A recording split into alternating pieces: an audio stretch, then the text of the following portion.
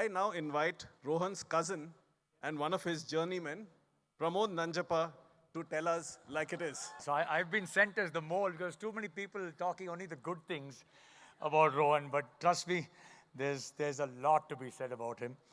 But then I got a call from Nandan today at 12 o'clock saying, go easy, it's a family show, be very careful. So I'm just going to break it down into alphabets A, B, C, D, E, F. I can go on till Z, but I'm waiting for the bar to open, so I'm not going to take too long. We'll start with the A, which is ambition and achievements. See, when it comes to those two words, obviously everyone here knows Rohan, and he wouldn't be where he is if he didn't have these ambition and achievements. And we all think of his first round losses when he was a junior, and 2002 Davis Cup, 2010 his first finals at the US Open, 2017 his first Grand Slam win at the French Open, 2023 his first Australian Open win. But what pales in comparison to me is, for me, is Rohan Bopanna playing 2006. He was playing in Netherlands in a stadium filled with orange flags, absolutely filled with orange flags. As anyone knows, the Dutch are very, very sports-loving country, and so the stadium was filled with orange flags. He was playing the world number, what was he, 14, that time? Yeah, world number 14. And Rohan took him to the fifth set. He happened to lose the fifth set. What my point is, he lost that match, but it still is what stayed with me. He lost that match 12-10, the final set, he lost 12-10. The whole crowd in the fourth set, somewhere in between, started to chant Rohan's name like he was a global football star. The whole crowd, just the whole stadium, all the Dutch, Rohan, Rohan. And that evening he happened to go for dinner to a restaurant, and he was mobbed. I don't think he was used to it those days. Now, of course, he's much more used to it. But he was mobbed by the Dutch in the restaurant. Hundreds of people who came up to him and just wanted his autograph or his picture. I mean, it wasn't the time of camera phones then, but and that kind of showed me that if you stick to what you do best, success will just come to you automatically. And he's one of those who's shown us that. He took a hostile crowd and made them his ally, and that's what he's done all these years, and fighting terrible associations from that to everything. He is one of the best. But I can't sing terrible association in an association, right? Oh, sorry. So okay, so that is the A part of it. The B comes from business, which again now no one will know. Obviously, Rohan doesn't have a formal education. Like most global superstars in sports, you don't have the real formal education because you pick up a sport when you're young and you spend most of your time playing. As his mother said, he never studied, but that's a different thing. But when it comes to business, he has this immense acumen for business, which is very surprising. I don't know where he got it from. He's almost like he's graduated from IIM, unless he took a course without us knowing, I'm not sure. But he's got this fantastic business acumen, which is serving him well. And you've only seen Rohan, the tennis champion, all this while.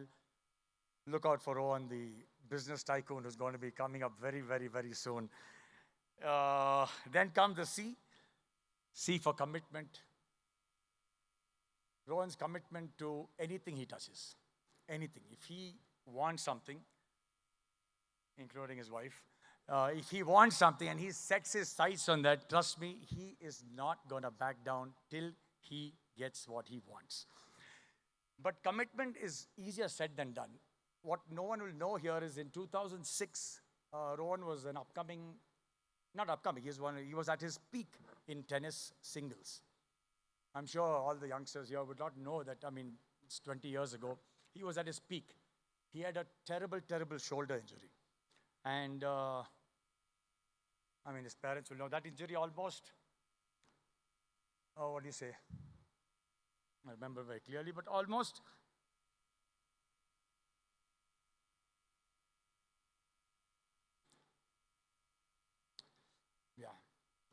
almost made him retire from the sport.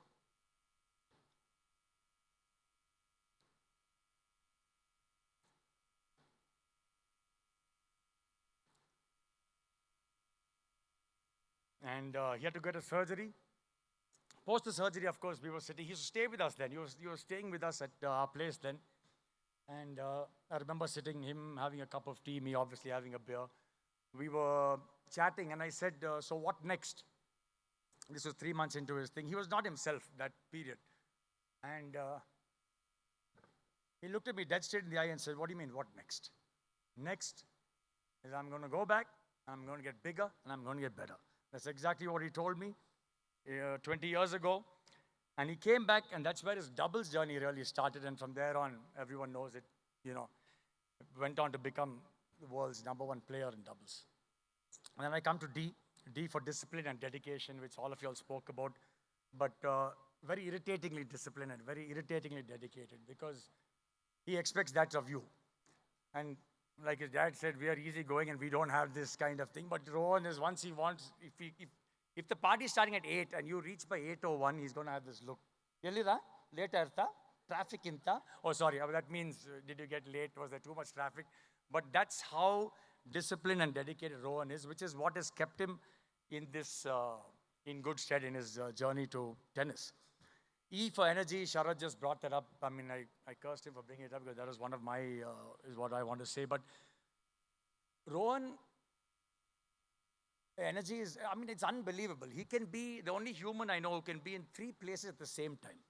If you call him in the morning and say 12 we have to be here, 2 we have to be there, and 4 we have to be there, my first reaction would be which place has the bar. But his point is he would be at all 3 places. I don't know, he's the only person who can be at 3 places at the same time. Trust me, if you want some advice on how he does it, I'm not sure, but he will make sure he's at all 3 social commitments, and he will be there. The final one is F. F, friends, family.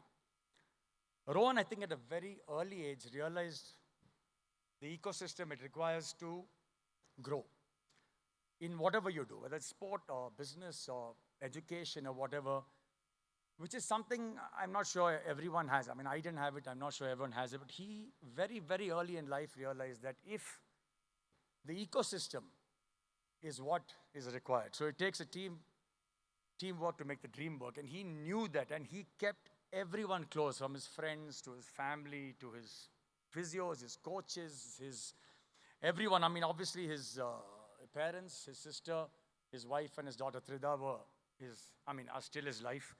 And then came the rest of us. I'd like to think I'm number 5 on that list, but we'll have to check with him one day soon. But this is what he thrived on, that ecosystem. He thrived and flourished on it. Like Vinay said, fame never got to his head.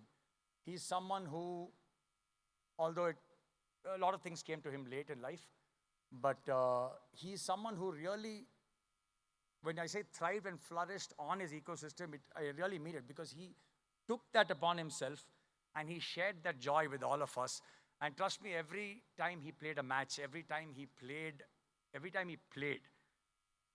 he was one of the most competitive guys. So you don't want to play a game with him. I mean, even if it's a game of Antakshari, he is going to find a way to beat you. If the song is "Ha Mujhe Bolo," he'll say it's not "ha," it's "ah." If he got the A letter to start with, he'll say "ha, ha, ha, a, ha." That's how he will win that game. So, all I can say is, man, you have given immense joy. Obviously, you know it, to all of us, to your parents, to my dad.